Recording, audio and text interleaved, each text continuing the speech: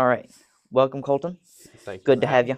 Thank you for having me. I'm having fun so far. So, well, we'll find out Yeah. how far that goes along. Yeah. Find out if it stays that way or not. Yeah. So, what do you think of when I say the word gentleman? What comes to your mind? Me personally, when I think of the word gentleman, I think of somebody that is helpful, that is, and what I would say a good man. What would somebody that you can call in the middle of the night? Somebody that would help, for me, or for what I would describe it, somebody that would help a lady down the stairs, or Mm. open up a door. Somebody helpful, a man that's helpful.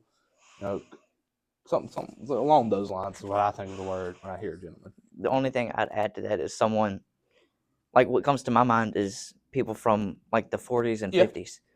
Like they're well-dressed men. Yeah. They know what they're doing. Yeah, that's it. Yeah, that's Yeah. what you're saying.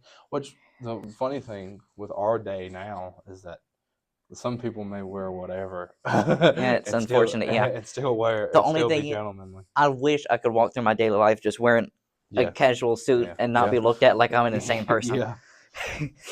But all right, next question. What do you think every gentleman should own? Something they should always have on their person. The way I was taught when I was a kid, for what you should have is a good pocket knife. Now that's more of countrified than it is Yeah, I You mean, know what I'm saying? But every good gentleman that I've ever met, they have a pocket knife. So for the country part of me, I would say a pocket knife. that's a Not good answer. something, not no big, but a little case knife, You don't something need a like that. Bowie knife. Right? Yeah, You can, something, cut boxes with, or if you want to use it in like a suit way, if you got a string, you can take that out. which is what I always use it Right, for. right. I would say pocket knife. The only I either carry it when I'm working and I open boxes. Yeah, That's almost primarily what that pocket yeah, knife is used for. yeah. What do you think every gentleman should know? Should know. I would say how to treat people. That's a good Because answer, it kind actually. of goes into the way I see a gentleman is the way God, and when it comes to the Bible and being Pentecostal or Pentecostal Apostolic, however you want to say it, is that God teaches us how to treat people, and I think for a man's point of view, a gentleman and coming or acting or trying to do your best to be like Christ, not in a we're the same as Christ, but how God loves people. Mhm. I think that's what every gentleman should know what to do is how to love people, because think about every man that's a gentleman. They're loving in a manly way. You get what I'm saying? They're nice. They're, like I said, you get what I'm saying. Yeah. I would say. I mean, Yeah. everyone would describe God as the perfect gentleman. Right. He's never going to twist your arm to Right. do something you don't want to do. Right. That's the whole reason free will is a thing. Right, and it kind of goes back to the word, what you said, word gentleman is somebody you could call in the middle of the night, something like that. And there's a song there's some kind of song I seem to remember.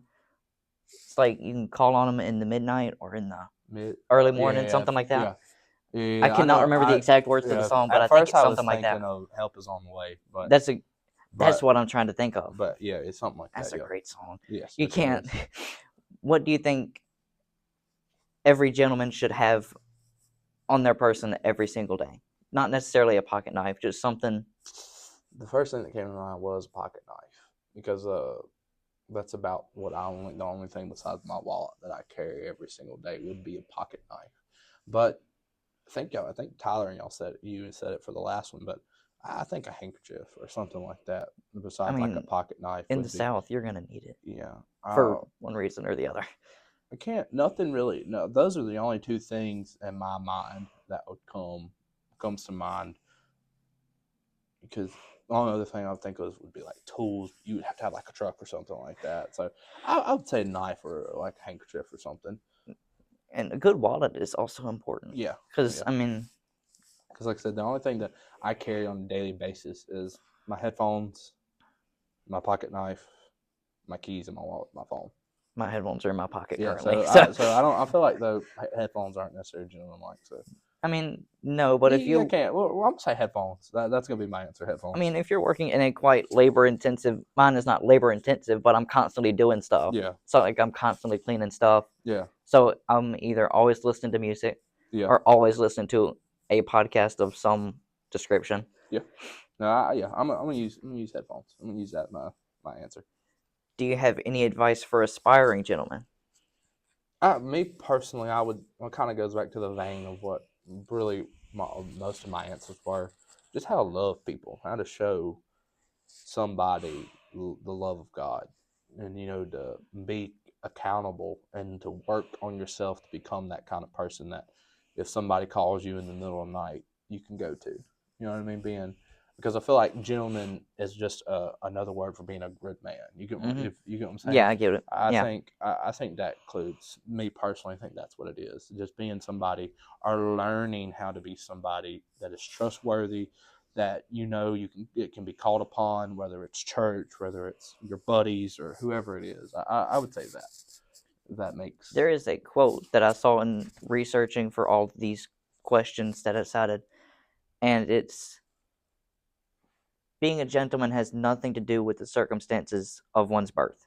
Being a gentleman is something one learns. Right, because you meet some people that are very, as a man, that's very kind and tender, not in a bad way, but in a good way, in a manly way. And those people came from an abusive home, from an abusive father. So I would, along those lines, I would say just, to become the person that the example that you get.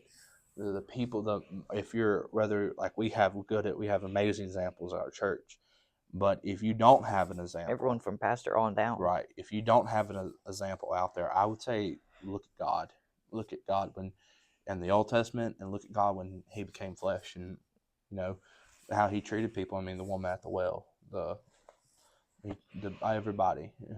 He was nice too. He was loving too. He had his own little way about it. So I would say that. I mean, God is the ultimate role model. It's who we should all aspire to be. Right. So if you don't have nobody out there, look at God. Go back to your previous point. Something every gentleman should know is how to hold their tongue. Because I've met some people. Yeah. It's like Ben Franklin once said, is the heart of a fool is in his mouth, right? But the mouth of a wise man is in his heart, right? Because you should know when to speak. That's right. Yeah. And good. It's kind of simply put, but still, it's a good thing to. Yeah, do. But but also going back to gentlemen, or being a gentleman and gentleman-like, you're not just going to be running around being ugly to people. Well, some people would, but if you're aspiring to be a gentleman, you're not going to run around and be ugly to people. Yeah. Who would you see in the Bible other than Jesus? Because that Jesus and God is the ultimate role model. Right. Who would you see in the Bible as a role model? I personally would say David, because I think the reason that I knew a lot of people love David, from a man's perspective, is that we get to see how human David was. We got to see him become anointed. We got to see him kill Goliath, kill the bear, kill the lion, and go through such of a high, even when his father and his brothers wanted to keep him out in the field. But then we also get to see David go through life. We also get to see David go through mistakes. We also see David literally on a high spot do one of his worst things ever that he did in the Bible, and then a baby die from it and a man die from it. But yet the Bible still says he's a man after God's own heart. I believe it's in Hebrews where they're talking about the Hall of Faith. It's where it says he was a man after God's own heart, if I'm not mistaken. So I think if David can be that, then me and you can be that. I would say David, because like I said, he's one of the most, in my opinion, in the Bible that gets to show how human he really is, or really was. He's also could be an example of wrong place, wrong time. Yes. Because every part of him should not have been on top of that roof. Right. Well, because the Bible calls him, I think Nathan is the one that said he's a man of war. Yeah. And no part of him should have been on that roof at that time. Yeah. Another thing I would say, for another part of it, for being a gentleman, I would say Noah's a good example, because he protected his family through the flood, or he got his family, he led his family in such a way that they immediately trusted him to get on a boat, that they never had rain or anything like that.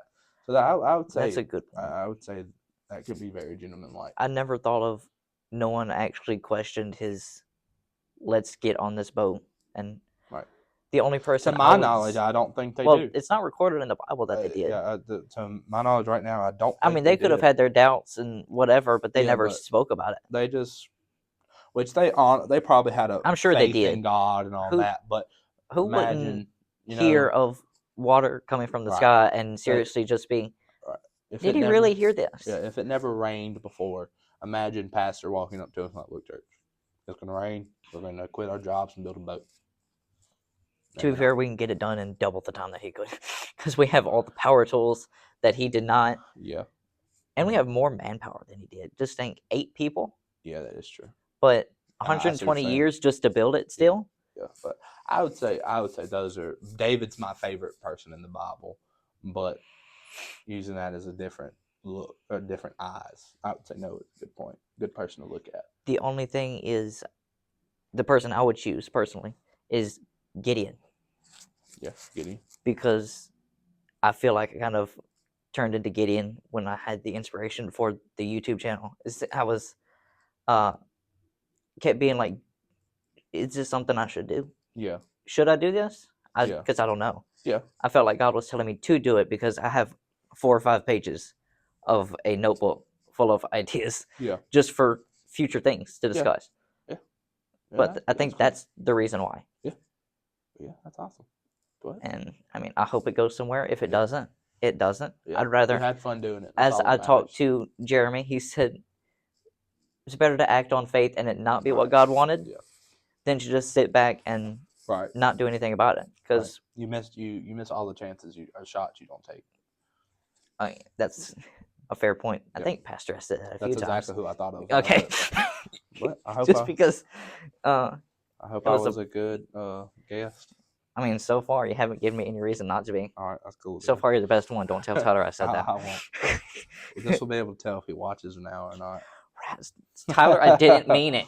Yeah. I'm sorry. Yeah. But all right, it's good to have you. Thank you for coming. Thank you for having me. I'm gonna try and put these out at least once a month. See if that works out, and if it doesn't, oh well. If it, Yep. Anyway, have a good one. God bless.